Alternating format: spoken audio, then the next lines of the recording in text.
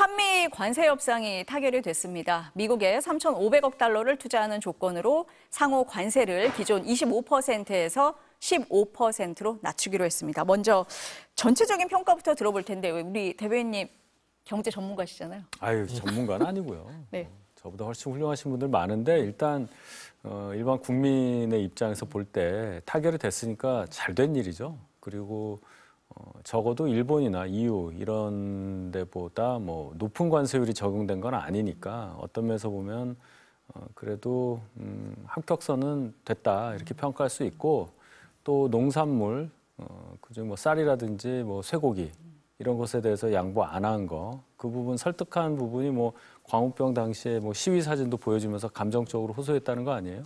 그런 여러 가지 디테일까지 보면은 잘된 협상 결과라고 저는 평가합니다. 어떻게 보셨어요, 소장님? 네, 뭐 무난히 잘 됐다라기보다는 대단히 잘 됐다. 대단히 잘 됐다. 네, 이렇게 얘기해야 될 것 같고요. 사실상 여러 가지로 네. 걱정도 많이 했고 국민들도 그랬고 뭐 우리 그 대한민국의 지금 새로운 정부의 여러 관료들도 고민을 많이 했을 것 같아요. 근데 사실 뚜껑을 열어놓고 보니까 아쉬운 부분이 어떻게 없을 수 있겠어요. 다만 아쉬운 부분이 한 1이라면 지켜낸 부분이 한 9 정도 되는 것 같다.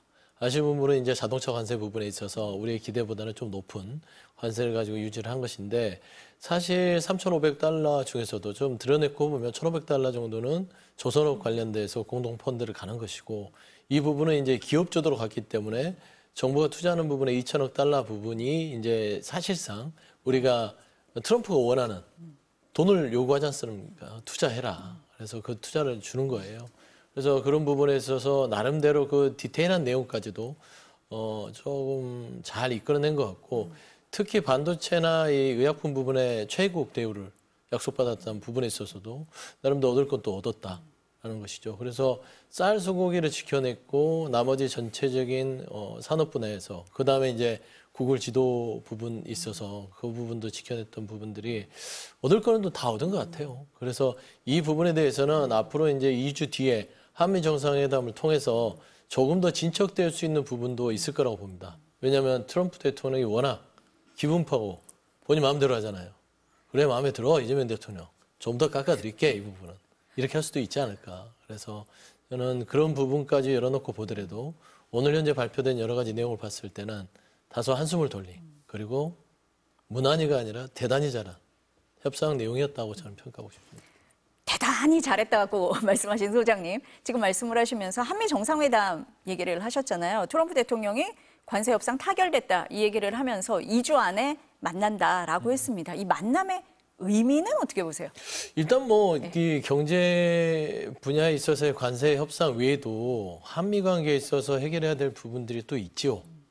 특히나 이제 안보 관련돼서 있고 방위 분담 문제는 이제 관세 협상 부분에서 보이지 않는 분야로 남아 있잖아요, 숙제로. 그다음에 뭐 무기 수출 같은 부분들에 대한 정상 간에 해결해야 될 문제들. 이런 것들이 또 트럼프 입장에서는 트럼프 대통령이 이 부분이 어느 정도 이재명 대통령과 회담을 통해서 조금 본인이 만족스러울 만한 그리고 이제 트럼프 대통령 보면 이 자랑하는 걸 좋아해요. 본인들 지지층이나 내가 이렇게 해냈다. 모든 사람들이 트럼프를 주목하고 있고 나에게 잘 보이려고 전 세계가 줄을 서고 있대. 좀 무례한 정도의 어떤 발언들을 하는데 사실 저는 2주 뒤에 있을 정상회담이 있어도 방위 분담금과 뭐 안보 관련된 여러 가지 협상안들이 오고 갔을 때 또 다른 또 뉴스가 나올 수 있어서 저는 좀 주목할 만하고 관세 협상이 완전히 다 마무리됐다고 보기는 쉽지 않을 것 같습니다. 맞아요. 뭐 2주 안에 한미 정상이 만난다라고 얘기를 하면서 구체적인 안이 조금 더 논의된다라고 여지를 남겼거든요. 정상회담 어떻게 보세요? 예.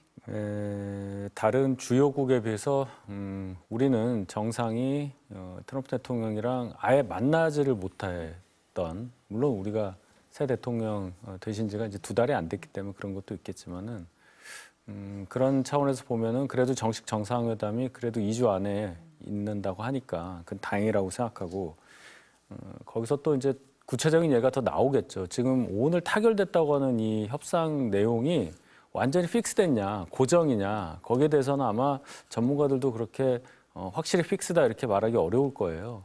뭐 3,500억 불 투자 관련해서도 뭐 어느 부분이 3,500을 어떻게 할 거냐? 막 예를 들어 캐피탈콜 돈 갖고 오세요 했을 때 얼마를 언제 갖고 오냐 이런 거 잘 안 됐을 겁니다. 그런 거 이제 따져 보면은 아마 정상회담 과정에서 그런 게 될 가능성이 크고 다만 아쉬운 게 다른 나라들 정상회담 하면서 정해진 루트를 우리가 따라갈 수밖에 없다는 거예요. 민주당에서는 우리가 협상이 이제 지연이라고 얘기하기 좀 그렇죠. 어쨌든 늦어지는 것이 오히려 유리하다라고 계속 얘기해 왔습니다는 그건 굉장히 잘못된 얘기였어요. 우리가 일본 따라가는 거 아닙니까 지금 따지고 보면은 투자 관련해서도 90% 미국이 가져간다 투자에 대해서 일본하고 똑같아요. 그러니까 우리가 먼저 얘기를 미국이랑 했을 때 그것보다 좋은 조건이냐 여부에 대해서는 또 봐야 되겠지만은 EU와 일본과 했었던 것을 그대로 한국에도 적용한다는 차원으로 지금 우리가 이해를 해야 되잖아요.